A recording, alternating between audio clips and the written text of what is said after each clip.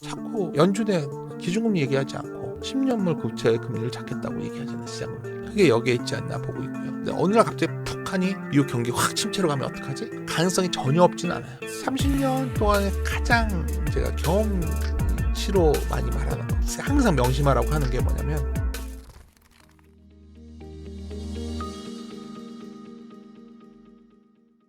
달러를 그럼 결과적으로는 무역 적자 해소를 위해서라도 적자 폭을 이제 좀 줄이기 위해서라도 좀 약세로 가져갈 수 있다라는 흐름들 나오고 있고, 그러면 엔화를 건드리고 원화를 건드린다는 건 엔화와 원화도 강세로 갈 수 있다라는 거잖아요. 원화 그러면 건드리면 엔화를 건드리겠죠. 어떤 거 먼저? 엔화를 압박하겠죠. 그러면 어찌됐든 간에 그 아시아 통화들 좀 이제 비슷하게 가니까 원화가 강세로 간다면 외국인 투자자 입장에서 보면은 한국 자산이 또 매력적으로 이제 뭔가 시각이 바뀌는 그런 시기가 될 수도 있잖아요. 그걸 그래서 올해는 처음에 싼 주식에 대한 유동성이 들어오고 있다고 보는 거죠. 아까 연기금 잠깐 말씀해 주셨는데, 근데 이제 전체적으로 놓고 보면은 뭐 전체도 아닙니다만 외국인 투자자가 2025년 들어서 한 두 달 동안은 좀 계속 팔고 있잖아요. 근데 이 흐름이 좀 달라질 여지는 생긴다라고 보시는 거예요. 매크로를 보는 이유는 그럴 가능성을 보는 거죠. 결국은 어떤 분들은 공매도 재개되면 더 강속화되지 않을까도 얘기하지만 이건 이렇게 보는 사람의 시각일 뿐이고, 어느 때보다 그래도 그러니까 달러 일변도의 시장은 아니랄 거예요. 네네네. 예를 들어서 뭐 다 떠나서 이렇게 생각하면 어떨까요? 우리나라 투자자들도 계속해서 지금 미국 주식만 얘기했잖아요. 그렇죠. 어떤 분들은 한국 증시도 좀 해볼까? 이런 생각이 생긴다는 것도 변화가 생긴 거고. 그렇죠. 그리고 이미 유럽이나 일본이나 가장 또 좀 미국과 가장 대척점에 서 있는 중국 증시도 생각보다 굉장히 견고해요. 이런 부분들이 결국 저는 매크로 환경에 큰 흐름으로는 변화가 생겼다 보고 있고요. 사실 그렇게 아까 이제 뭉뚱그려 말씀을 드렸지만 트럼프 정책이 굉장히 패러독스를 갖고 있어요.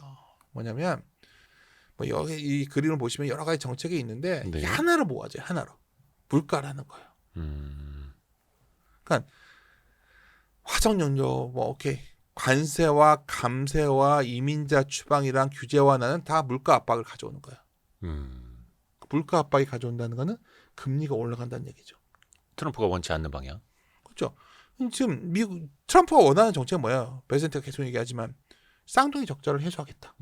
무역에서도 적자폭을 줄여야 되고 재정 적자도 줄여야 되고 성장도 해야 돼요. 근데 사실 이게 물가가 올라오는 순간 다 말짱 도루묵이 되겠죠. 물거품 되는 거죠.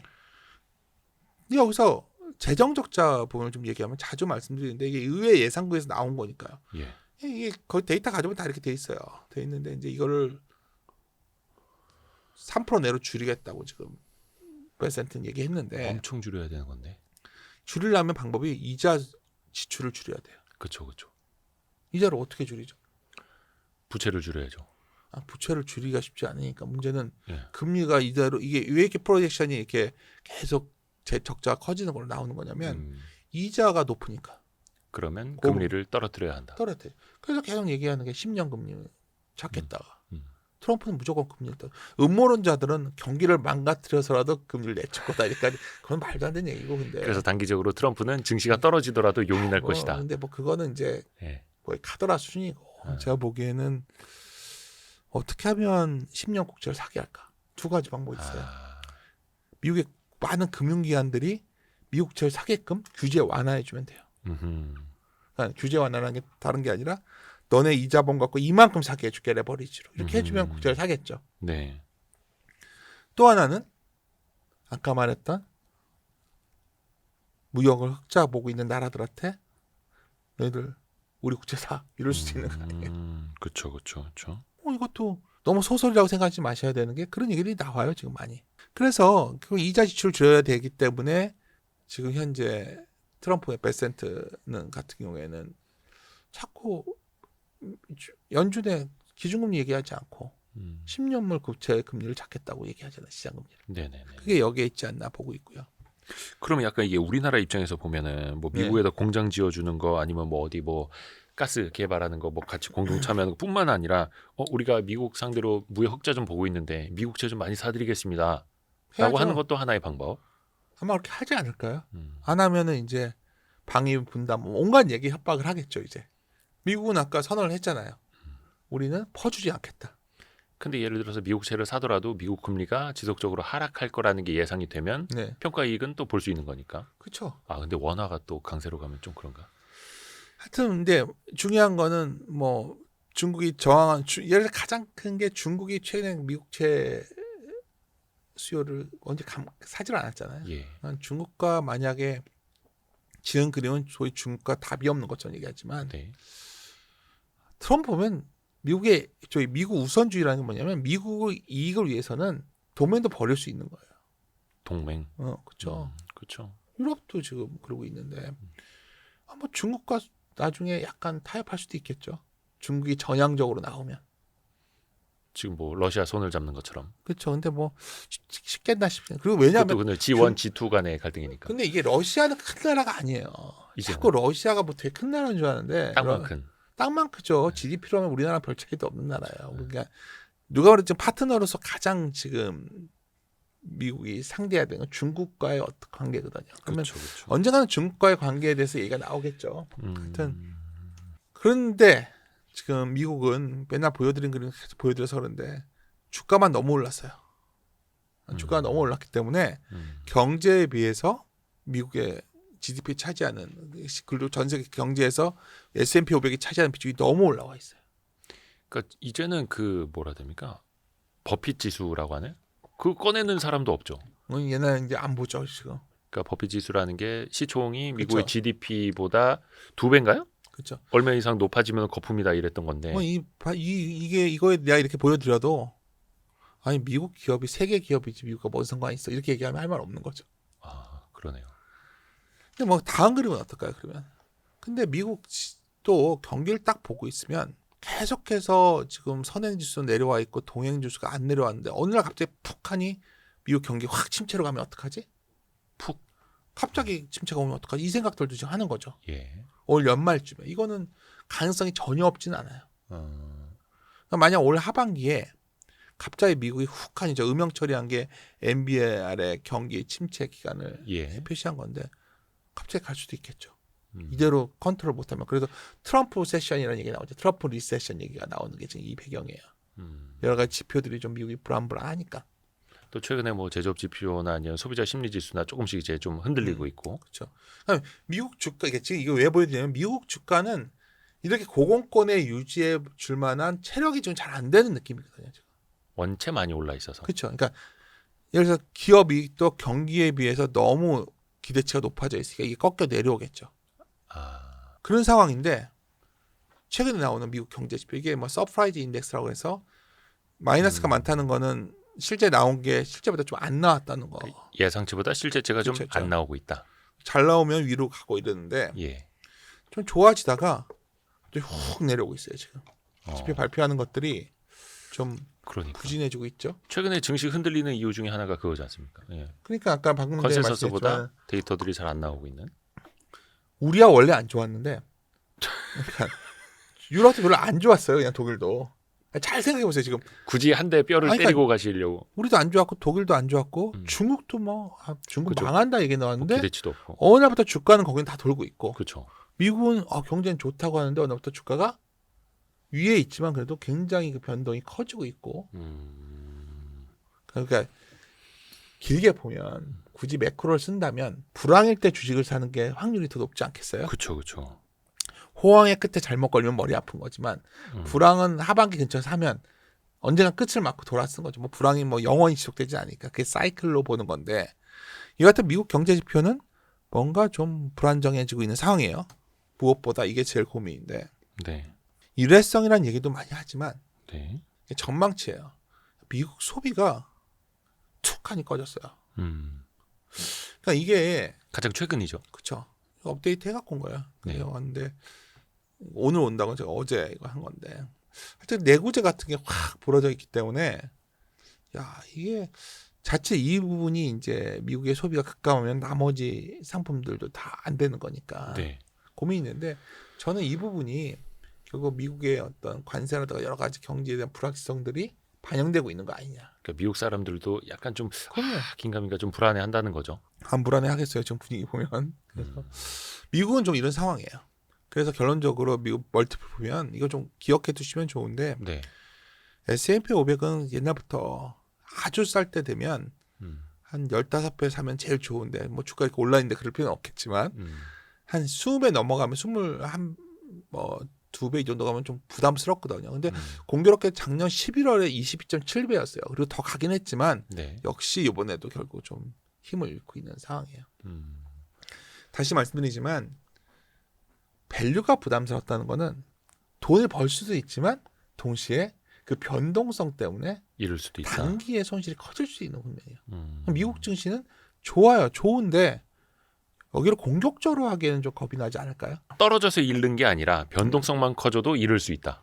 그냥 왔다 갔다 하는 그 파도에 휩쓸려 사람이 죽는 거지. 바다에서 파도가 크면 허우적거리다가 죽잖아요.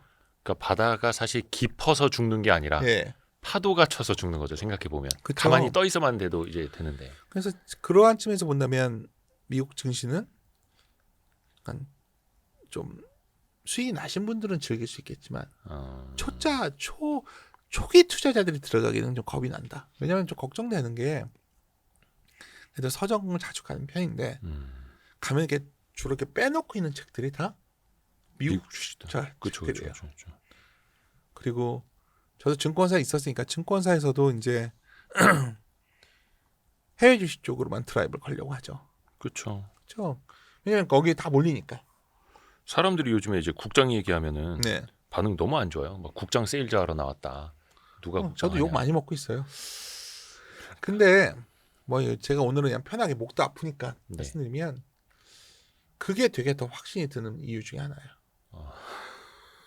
그러니까 그러니까 30년 동안에 가장 제가 경험치로 많이 말하는 거. 예. 최근에 이제 편하게 주식 얘기하면서 뭐 주위에 뭐 아들이랑도 얘기할 때도 그렇고 뭐 아들한테 우리 아들이 그래도 주식 투자 열심히 하고 있거든요. 둘째가 네네네. 잘하는 것 같아요. 근데 이제 둘째한테도 맨날 하는 얘기가 아빠 그러면 뭐 이런 물어보면 항상 명심하라고 하는 게 뭐냐면 절대 시장을 앞서가지 못하더라.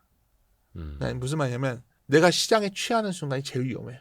정말 그건 변함없이. 그리고 시장에 대해서 정말 비관적이 들어갔을 때 제가 왜 이걸 말씀드리냐면 연초에 이제 내수를 놓고서 이제 우리나라 내수 다 망해 뉴스만 보면 다 망하는 것처럼 보였잖아요. 우리나라에 내수주가 있었나요? 예. 그렇죠. 제가 그때 다 잊혀져가지고.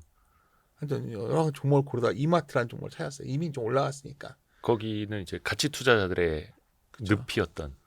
늪이었죠 작년까지는. 예. 그리고 현대백화점 같은 것들. 예. 근데 제가 어떤 구두 테스트를 해봤어요. 페이스북에도 올려보고 네네네네. 예를 들어서 이렇게 얘기도 해보면 내수주는 안 합니다. 한국의 내수는 이제 의심났으니까. 끝났다. 제가 올해 잘 될 것 같아요. 그리고 상당 그러니까 오히려 바닥에서 보면 사람들은 막 이런 얘기를 많이 해요. 미국 주식은 뭐 100년에 걸쳐서 올렸다. 근데 모든 주식이 다른 게 아니에요. 그런 측면에서 본다면 밸류 얘기를 하다 그랬는데 밸류 싼 게 올해는 제일 매력적인 거예요. 근데 앞에서도 말씀해 주셨습니다만 여기부터 들으시는 분도 오해하실까 봐. 밸류가 싸다고 다 되는 게 아니라 그럼요. 밸류가 싼데 뭔가 변하는 요인이 생길 때. 매크로 그래서 얘기를 하는 거잖아요. 예. 첫 번째 요인은 미국이 일단 제일 좋은 게 부담이 된 거죠. 그러니까 좋은 기업이 많고 좋은 나라인데 좋은 주식인지 모르겠다는 거예요. 나쁜 기업 하자는 게 아니라 덜 좋은 기업인데 주가는 더 좋은 게 있을 수 있는 거죠. 이해하시겠나요? 그렇죠. 우리 와이스틸 구독자분들은 다 이해하셨을 겁니다. 특히 이제 그 증거 중에 하나가 과도한 쏠림인데 뭐 여기선 자주 얘기했으니까 좀 생략을 할게요. 과도한 쏠림. 그렇죠. 너무 쏠렸죠. 근데 이거는 이제 데이터로 좀 볼 수 있는 게 가끔 보여드렸는데 네. 일단 저렇게 왜 쏠렸냐면 AI가 시대가 오죠. 네. 오고 있고. 네. 그랬더니 다들 이제 캐펙스 투자를 해서 선점해야 되니까 여기 뒤처지면 죽을 것 같으니까 미친 듯이 투자를 했어요. 근데 어느 날 이 투자만큼 돈을 벌 수 있냐는 고민들이 생기기 시작했죠. 아니 이만큼 엄청나게 뭐 서버를 증설했는데 그렇게 안 들여도 되면 어떡할 거예요? 아, 딥시크 때문에. 그게 그런 의구심을 가져온 거죠. 물론 뭐 딥시크 자체도 뭐 투자금이 그게 맞다 아니다 뭐 이렇게 축소됐다 말은 많습니다만 결과적으로는 저렇게 많은 캐펙스를 때려 부어 넣고 네. 유료화해서 돈을 벌어야 되는데. 아니, 이렇게 옛날에는 막 어느 전자제품은 부품이 이만큼 필요했던 시절이 있었잖아요. 예. 근데 갑자기 어느 부품이 확 줄어든 상태로 가지 않았어요? 혁신이라는 건 그런 거 있지 않을까요? 그렇죠. 뭔가 좀 기술적으로 제가 잘 모르겠어요. 근데 이제 이 KPX를 이만큼 썼는데 이걸 돈을 회수 못하면 어떡하지? 그럼 반대로 지금 큰 트렌드 중에 하나 잡힌 게 뭐냐면 KPX 투자를 적게 해도 계속 그 서비스는 계속 발전을 할 거 아니에요 지금. 그렇죠. 서비스 영역에 있는 회사는 좋을 것 같아요 계속. 최근에 이제 관련된 것들 기업들이 좀 많이들 나오는 편인데. 네네네. 당장 뭐 온디바이스 쪽으로 하드웨어를 당장 바꿀 것 같지는 않지만 그래도 길게 보면 뭐 노트북도 바꿀 거고 스마트폰도 다 바꿀 거고 그 시장이 1년 안에 오지 않겠어요? 그럼 지금 쌀 때 사놓으면 그런 기회가 올 수도 있고 당장은 뭐 많이들 이제 부상했지만 뭐 네이버라든가 이런 회사들도 상당히 시장에 각광을 받았고 그리고 소프트웨어 회사들 많이 있잖아요. 네. 뭐 크래프톤 같은 회사들도 게임 회사임에도 AI 쪽에 많이 접목이 돼 있고 네. 뭐 그 최근에 그 자료들 보시면 그러니까 그런 식의 이 데이터를 아까 제가 이제 약간 하나 더 들여다 보시라는 게 뭐냐면 이 데이터를 보고 빅테크가 힘들어져 이렇게 보는 사람이 있을 거고 네. 어떤 사람은 그래 다른 데가 뭐가 있지 시장으로 보면 중국 주식을 가는 사람들이 있을 거고 이거 보고서 네. 중국의 테크 기업에 그렇죠. 그렇죠. 어떤 사람은 테크가 안 되는 거 하는 사람이 있었을 거고 엔비디아만 보는 사람은 그랬었겠지만 다른 쪽으로도 이게 이제 변화를 가져오고 있는 상황이 아닐까. 어떡하죠? 목소리가 오늘 너무 안 좋은데 괜찮나요 지금? 전혀 안 좋은 티가 안 나는데. 그러세요? 그래서 네. 그냥 결론 뭐 이렇게 장황히 말씀드렸는데 자주 보여드리는데 제가 장기 데이터의 시기열에서 좀 의미 있게 보는 게 실러가 노벨상을 받았잖아요. 그래서 네. 이제 실러의 P라는 게 있어요. 장기 EPS를 갖고 사는 거. 네. 그거 비교해서 보면 작년 12월에 CAP가 37.9배였어요. 38배. 그 어떤 의미죠? 엄청 비쌌다는 얘기죠. 그러니까 올라가더라도 회기선이라는 게 뭐냐면 이 두 XY 변수의 좀 상관 돈으로 볼 수 있는데 네. 기대한 수익률이 굉장히 낮았어요. 미국 주식은. 네네. 지금은 이렇게 빠졌는데 여하튼 작년 말부터 이런 흐름이 나오고 있었다는 거죠. 그러니까 과거의 어떤 평균선을 너무 벗어났다. 그렇죠. 지나간 얘기만 하는 게 아니라 그를 통해서 이번 분기에는 어떤 기업들이 좋아질 수 있을까에 대한 고민도 같이 있을 거라고 생각을 합니다.